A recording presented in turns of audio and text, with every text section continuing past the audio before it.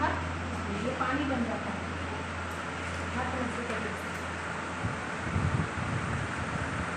कोई प्लास्टिक दिख रहा है? और इधर ये आपका वो है कीवर्ड जो आपने कीवर्ड बताया, आप इसको छू के देख सकते हैं। मार्केट का जो व्यवस्था उसको इन्होंने टेस्ट किया तो प्लास्टिक की झिल्ली की तरह हो गया, ये चिपक जाता है। ये खाल पे चिपकेगा तो एचिंग करेगा, फंक्शन करेगा और खुजली में जनरेट कर देगा। और जब स्किन ख़राब होती है, ट्रीटमेंट नहीं होगा, तो वहाँ से कैंसर सेल डेवलप होने चालू हो जाते हैं।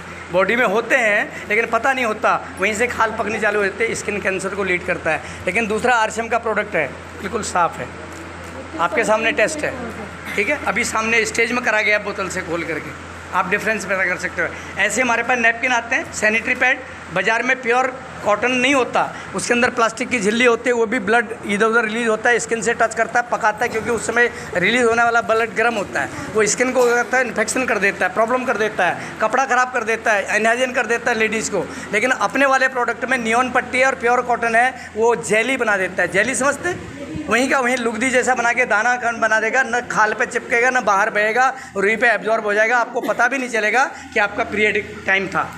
राइट, समझ में आ रहा है? तो ऐसे प्रोडक्ट यहाँ पर हैं। अब आप समझो न समझो, आपको प्रैक्टिकल में उन चीज़ों के ऊपर जाके देखना पड़ेगा, और जब देखोगे तो समझ में आ जाएगा। और जब ईगो अहंकार रहेगा, किसी चीज़ को रिपल्सन करोगे, समझना नहीं चाहोगे, तो आप कोसों दूर रहोगे। क्योंकि जो इंसान अहंकार करता है, अहम करता है, शर्म करता है, बहम करता है, बहम का दूसरा का घर बर्बाद होता है, शर्म में वो घर से आगे उठ कदम बढ़ाना नहीं चाहता, और अहम में वो बोलता है मैं ही हूँ, मेरा बराबर कोई नहीं है। तो जो अहम करता है वो ख़त्म हो जाता है। इम्पॉसिबल कुछ भी नहीं है, अहम करने वाला मैं हूँ, मैं कहीं नहीं की रहती है ना। जब मैं था तब हरि नहीं, अब हरि है मैं नहीं। कबीर ने कहा था, जब मैं था, मेरे में अहंकार था, तब भगवान नहीं मिले मुझे।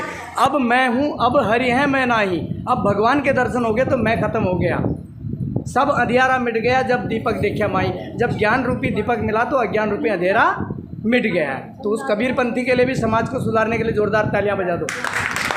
ये सब जीवन में लागू होता है, लेकिन अगर हम इस चीज़ को नहीं समझेंगे तो उसका कोई फ़ायदा होने वाला नहीं है। और ये मैडम है सावित्री पांडे जी, स्टेज में है। रईसन जी आपको किसोल के प्रोडक्ट की जानकारी दे रही हैं। ये स्टेट बैंक में मैनेजर रह चुकी हैं, 70-80 हज़ार की सैलरी थी, 10 साल स्टेट बैंक को डील किया, उसके बाद और कंपनी को डील किया। पढ़ी लिखी हैं, बिहार से, एजुकेटेड हैं, मास्टर लेडीज़ हैं, और आज आरसीएम में क्या करने आई हैं भाई?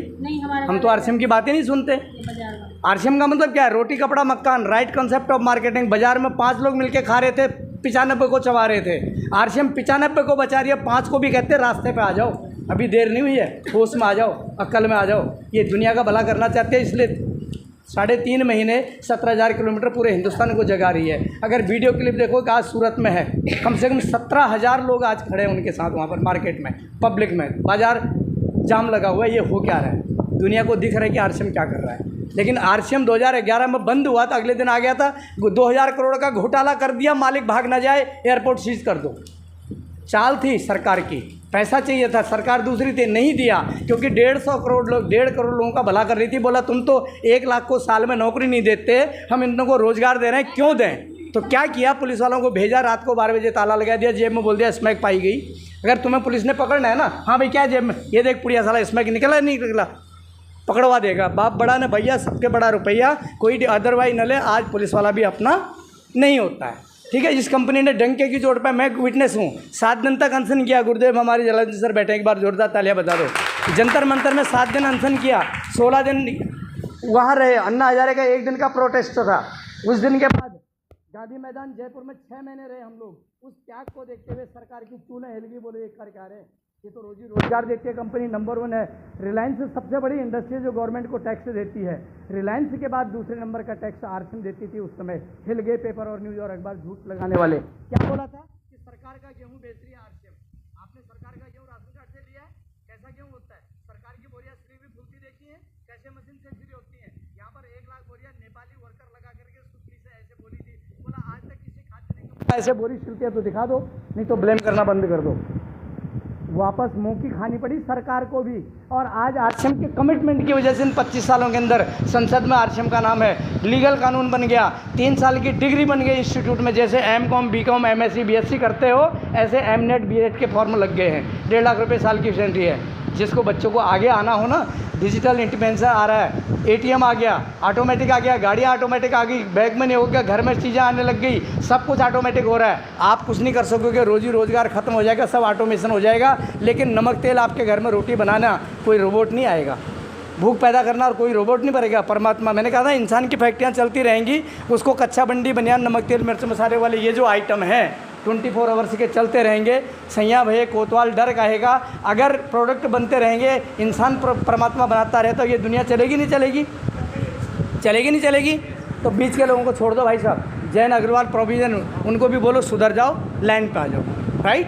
तो अगर बीच को छोड़ दोगे, सिस्टम में आ जाओगे, तो हम अपनी बात नहीं कर रहे हैं, आप सबका भला होने वाला है। प्लीज़ आगे बढ़ा। Thank you. बता दूं, रेट बता दूं इसका, ये 45 रुपये का है, ये 25 रुपये का है। बाजार का 45 का, 25 रुपये का है, और ये जो बीवॉश है ये 45 रुपये का है। और इसमें क्या खूबियाँ हैं वो अभी दिखा दी हैं। मैं अपनी बात खत्म करती हूँ।